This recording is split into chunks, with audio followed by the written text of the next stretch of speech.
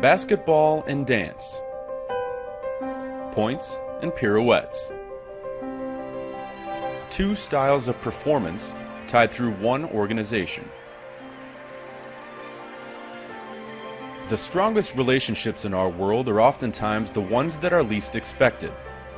Maybe that's why in Boston, the marriage between these two teams has reached a decade and counting. It wasn't so long ago that the Celtics Dancers were as foreign to basketball as a 5-point play. As the legend goes, Celtics patriarch Red Auerbach wasn't keen on the idea of adding dancers to his organization. When I heard about the one line that Red Auerbach said many years ago about not having a dance team and over my dead body, I mean, I had heard it so many times. And I thought about it, and I thought to myself, you know what? Good for him. Where he was at the time was where he needed to be, and that was about winning without distractions. And if in his mind that was a distraction, then I'm with him, because I'm a coach also, and I don't like distractions when I'm looking to have the best. I mean, I had heard the stories. I don't really know. I never heard it from him, you know, directly or anything like that about his opinion on the dance team. I think it was, you know, the rumors were out there, and it was one of those things where it seemed like everybody had an opinion on what Red thought. Under added leadership within the Celtics, and while Auerbach was still alive and serving as team president, the franchise decided in early 2006 to tackle the task of adding a dance team to their game night presentation. He looked at it and said, listen, if this can help you, move the business forward, then that's fine. I don't think he would have gone out and done it himself, but when we talked to him about it, he understood, that entertainment's part of it, and that not only do the dancers provide entertainment, but they're part of our fan engagement and community engagement. And Red understood all that stuff was really important.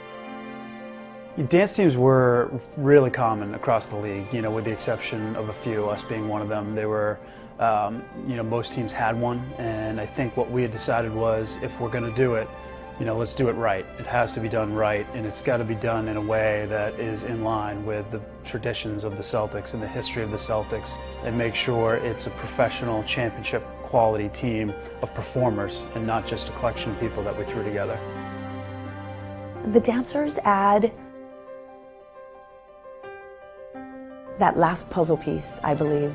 The dancers are a direct connection to the fans. The players are that far reach. They're on the court, they can't be touched, you can't really talk to them, maybe you get a signature here and there, but the dancers are kind of like that next line. They're the ones that can shake the hands and take photos and be those ambassadors for the team. And so the process began. A process that opened with the discovery of the team's first coach, 3,000 miles away from New England. We had no idea where to start with regard to trying to build, a dance team, and the first thing you need is, you need the coach. Marina had done some work at some clinics, and someone at the NBA entertainment group had said, you should talk to Marina, and so we got somehow connected, and I was on a trip out to Los Angeles, decided to spend some time, and in talking to Marina, it was clear to me pretty early on that we weren't going to be able to find someone like her in the Boston market. A key element also is, finding the right coach, and Marina does a great job of just making sure that the girls are where they need to be, on time, being professional, being ready to perform or ready to appear, whatever the needs might be. The talent search was taken national, drawing crowds of hopeful dancers from the East Coast, the West Coast, and everywhere between. The first auditions had so many people because people didn't really know what to expect. You had a lot of people showing up that were maybe ballerinas or some other form of dancer, but I think there were like 500 people that showed up. So they had the first part of the audition at Waltham, and then Marina went and did a couple of other auditions at other cities. And then we had a full 5 days at Foxwoods, where it was a whole show. In the end, 21 girls were chosen to be a part of the first ever Celtics dance team. Their first performance took place on Friday, November 3rd, 2006. 10 years ago, there was an amazing amount of buzz about the dancers starting for the Boston Celtics. The Celtics tradition was never about off-the-court entertainment, so it was really an exciting time for, I think, a lot of the fans. They were really excited that dancers were coming into the arena. The first performance, I remember, and we joke constantly because we used platforms, which dancing on the court is challenging enough, but when you throw platforms in the mix with the referees and the players and everybody, the promotions people, you throw in some platforms out there too. It didn't take long for everybody to embrace it, but people were very optimistic about it after the first performance. 9 more teams totaling 184 members have been chosen ever since, and all of them have learned the same lesson. This isn't a hobby. This is a job. When you're a Celtics dancer, they call it a part-time job with a full-time commitment because we're basically together every single night of the week, whether we're at practice or at a game or at a promotion. It's hard work. A lot of people don't realize that we practice a lot out of the week. We have appearances, and we also have other jobs. And we're also representatives for younger girls.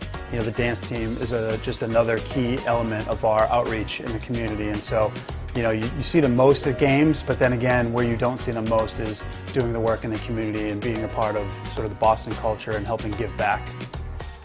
To no one's surprise, many of these dancers have developed lifelong relationships that have only grown stronger as time has passed. Like you've got 20 sisters a year on your team, and you do. I think we were all in each other's weddings at some point.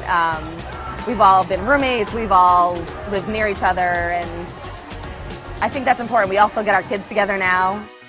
For me, I mean, I've made some of the greatest friendships that I'll ever have, and girls that will be in my life for forever, you know. You never lose touch. These friendships parlayed themselves into 10 years of performances on the parquet floor.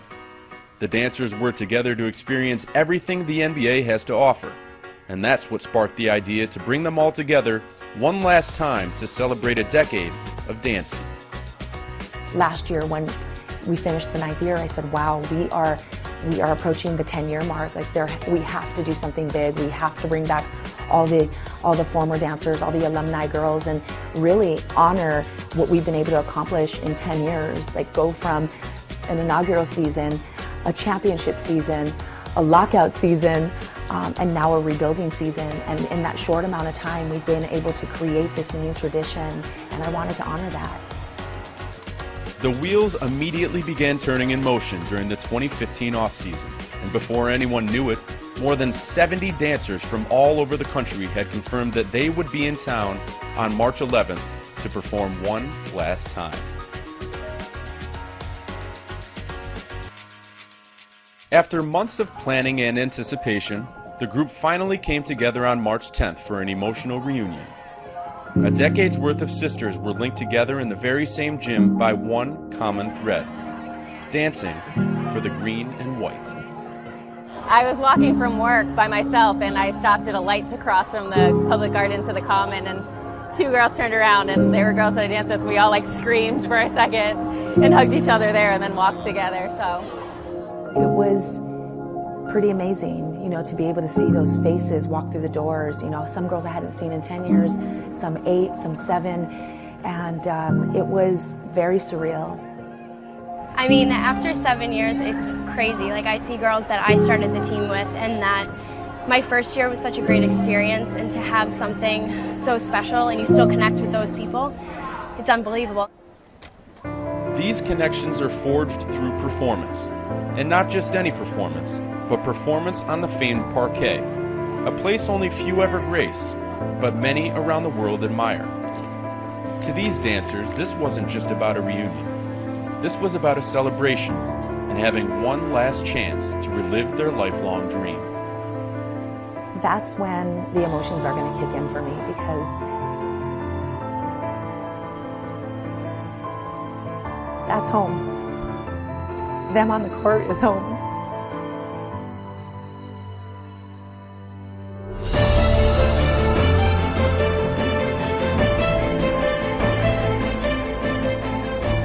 it was the best 5 years of my life by far. just the experience, getting to be on the court. My first year was the year we won, so it was just like such an amazing year to come into the organization and be a part of it. And just the bonds and the friendships, like I said, that were formed from it, it changed my life for the better. Being a Celtics dancer is something that no one will understand unless you go through it.